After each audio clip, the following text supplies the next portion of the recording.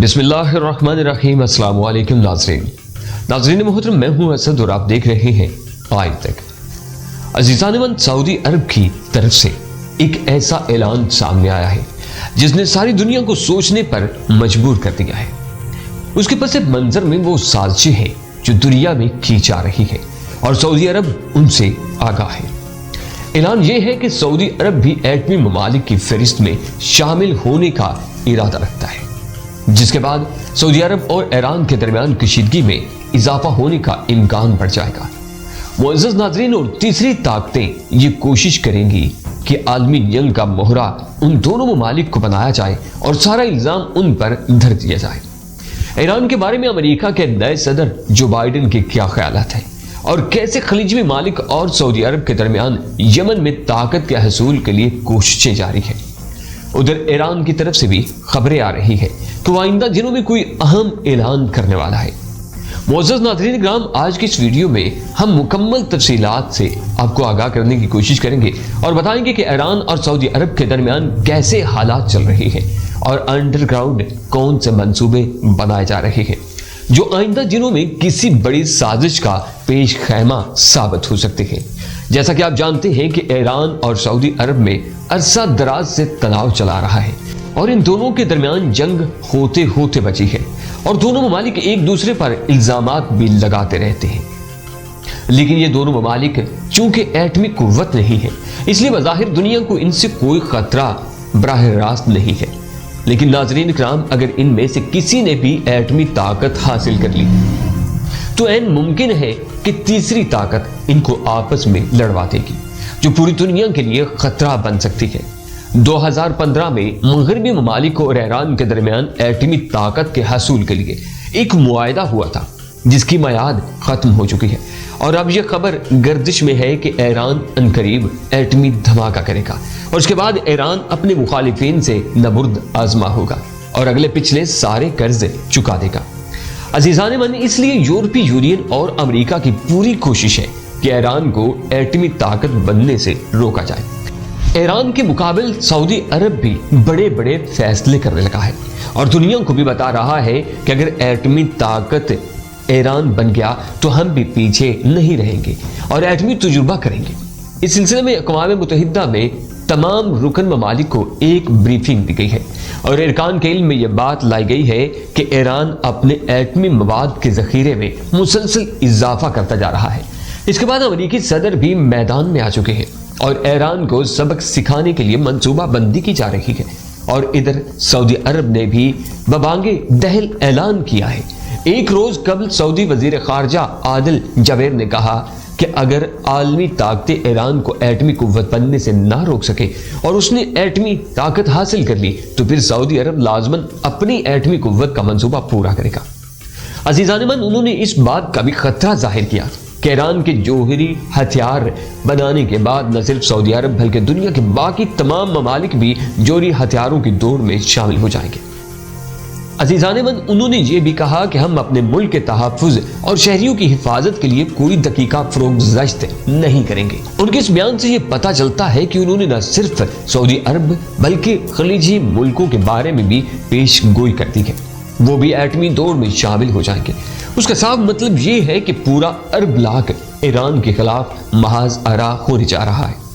عزیزان من، اس سلسلے میں بہت سے اہم فیصلوں کی توقع ہے۔ عزیزان من، اب سوال یہ پیدا ہوتا ہے کہ کیا یورپ، اسرائیل اور امریکہ سعودی عرب کو ایٹمی قوت بننے دیں گے؟ یہ آنے والا وقت ہی بتائے گا، لیکن ایران کی دلیری کسی سے ڈھکی چھپی نہیں ہے، وہ امریکہ کے دباؤ میں بھی نہیں ہے، اور اگر اس نے فیصلہ کر لیا کہ ایٹمی قوت بننا ہی بننا ہے تو امریکہ اس کو روک نہیں سکے گا۔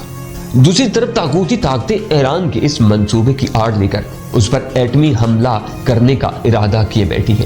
یہ بات ہم آپ کو بتا چکے ہیں کہ امریکہ کی الیکشن سے 2 دن پہلے صدر ٹرمپ نے اپنے مشیروں کو ایران پر ایٹمی حملے کا اندیا دیا تھا، لیکن عزیزان من، مشیروں نے ٹرمپ کو اس کے اس عمل درآمد کو روک دیا اور کہا کہ اس طرح ایسی جنگ چھڑے گی جس پر قابو پانا ممکن نہ ہوگا اور امریکہ بھی اس کی زد میں آئے گا۔ یہ بات ٹرمپ کی سمجھ میں آ گئی اور اس نے اپنا فیصلہ تبدیل کر دیا اور دنیا ایک بڑی تباہی سے بچ گئی۔ اب ہم آپ کو امریکہ کے نئے صدر کی ایران کے بارے میں پالیسیوں کے بارے میں بتانے جا رہے ہیں۔ اس سلسلے میں ذرائع اہم خبریں دے رہے ہیں اور اس پر تبصرے بھی کیے جا رہے ہیں کہ نئی ایرانی پالیسی کس ڈگر پر چلے گی۔ دفاعی ماہرین اس بات کا تذکرہ کر رہے ہیں کہ امریکہ نے ایران کے ساتھ نپٹنے کے لیے ایک خاص حکمت عملی وضع کی ہوئی ہے جو صدارت کے تبدیل ہونے سے تبدیل نہیں کی جا سکتی۔ عزیزان من، ٹرمپ کے دور حکومت سے پہلے نکی ہیلی نے ایران کے خلاف ایسے منصوبے بنائے تھے جو کارآمد نہ ہو سکے۔ اس کے بعد جان بولٹن نے ایران کو ڈرانے دھمکانے کی پالیسی پر عمل کیا، لیکن وہ بھی ناکام رہا اور آخرکار امریکہ کے پاس ایک حربہ رہ گیا تھا کہ ایران پر بے شمار اقتصادی اور معاشرتی پابندیاں لگا کر اسے ایٹمی قوت بننے سے روکا جائے،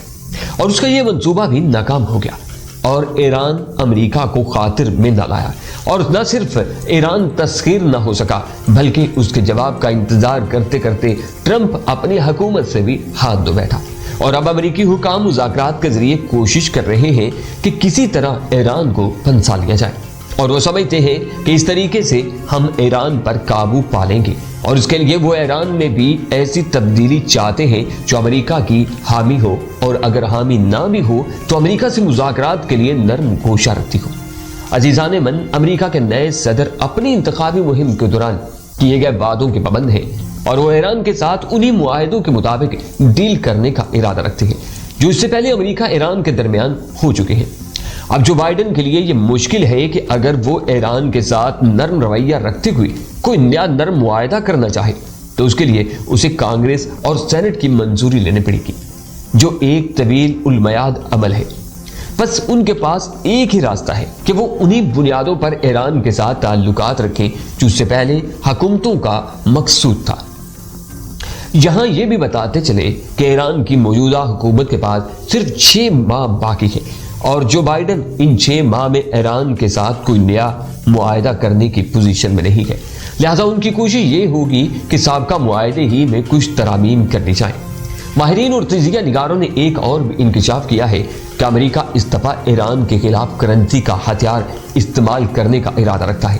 جو ایران کے اندر موجود امریکہ کے حامی ٹولے کے ذریعے انجام دیا جائے گا۔ لیکن عزیزان من، یہ بھی بتایا جا رہا ہے کہ ماضی کی طرح اس بار بھی ایران ہی کامیاب ہوگا اور امریکہ حسب روایت ناکامی کا منہ دیکھے گا۔ ان سب حالات کا مشاہدہ کرنے کے بعد سعودی حکام بھی ایران کے خلاف سازشوں میں مصروف عمل ہو چکے ہیں، اور ایران کے مقابلہ پہ ایٹمی دھماکہ کرنے کی اعلانات کی جا رہی ہیں، اور اس کے پس منظر میں یمن کی جنگ ہے۔ عزیزان من، سعودی حکام اس بات کو جانتے ہیں کہ اس وقت ایران کی پوزیشن سعودی عرب سے زیادہ مستحکم ہے۔ اسی وجہ سے شاہ سلمان کی طرف سے جو بیان سامنے آیا ہے اس میں کہا گیا ہے کہ وہ ایرانی حکومت کی علاقائی صورتحال کی سنگینی کی تصدیق کرتے ہیں اور دیگر ممالک کے اندر مداخلت اور دہشت گردی کے عنصر کو تسلیم نہیں کرتے۔ ہم دنیا کی بڑی طاقتوں سے درخواست کرتے ہیں کہ وہ ایران کے خلاف سخت رویہ اختیار کریں تاکہ ایران کو ایٹمی طاقت بننے سے روکا جا سکے اور ساتھ ساتھ اس کے بیلسٹک میزائل کے خطرات سے بھی بچا جا سکے۔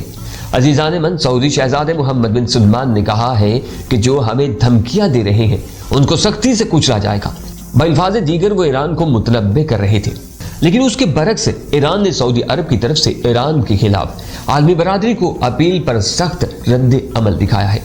عزیزان من، ایرانی وزیر خارجہ نے اپنے بیان میں سعودی فرمان روا کے تمام الزامات کو رد کر دیا ہے اور کہا ہے کہ سعودی عرب الزامات جیسے اوچھے ہتھ کنڈوں سے باز رہے۔ ایران نے مزید کہا کہ سعودی حکام کے یہ بیان کے پیچھے ایک خاص مقصد پوشیدہ ہے، لیکن ہم اپنے واضح پیغام دے چکے ہیں۔ سعودی حکومت یہ یقین رکھے کہ یمنیوں کا قتل عام کرنے سے امن حاصل نہیں کیا جا سکتا اور نہ ہی منفی پروپیگنڈے سے خطے میں امن و آجی کی فضا قائم کی جا سکتی ہے۔